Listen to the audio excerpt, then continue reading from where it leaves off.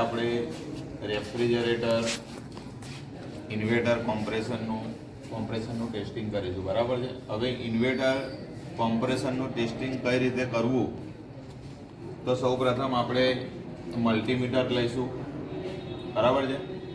આ ટાઈપનું મલ્ટીમીટર લેવાનું અને એને કન્ટિન્યુટી મોડ પર તેને સેટ કરવા. આ રીતે દેખાય છે, બઝર દોરેલું છે, કન્ટિન્યુટી આ રીતે. અને એક કોમનમાં બ્લેક કોમનમાં પ્રોબ નાખો અને એક પ્રોબ હોમમાં ભરવો એને, બરાબર છે, હોમ રીડિંગમાં. ત્યાર પછી આપણે એને બંને પ્રોબને લઈ અને કોમ્પ્રેસરના WVE ટર્મિનલ ઉપર સ્ટેપ બાય સ્ટેપ આપણે એને ટચ કરીશું અને એના રીડિંગ નોંધીશું અને જોઈશું કે ભાઈ કોમ્પ્રેસર કમ્પ્લીટ છે કે ખરાબ છે. ક્લિયર?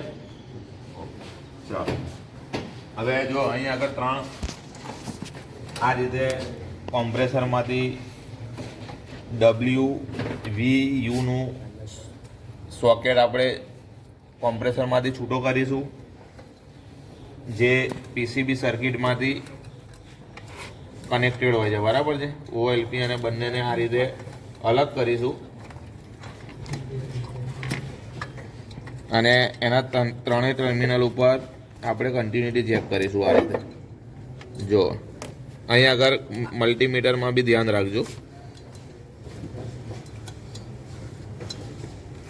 આ રીતે કેટલા આવે? 14 આવે છે, 13, બરાબર છે. હવે બીજા ટર્મિનલ ઉપર ચેક કરીશું.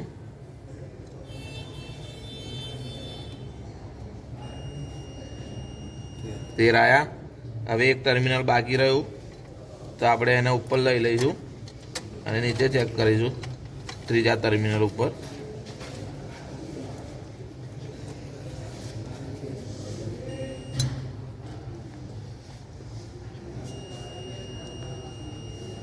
તેર.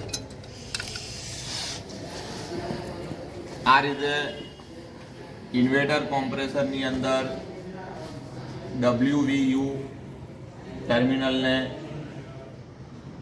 મલ્ટીમીટરની મદદથી તમે ચેક કરી શકો છો. જો ત્રણેય ટર્મિનલ ઉપર તેનું ઓહ્મ્સ રીડિંગ એક સરખું આવે તો કોમ્પ્રેસર ઓકે છે, અને ત્રણેયમાંથી ગમે તે એક ટર્મિનલમાં તેનું જે રીડિંગ છે એ વધુ બતાવે તો કોમ્પ્રેસર ખરાબ છે.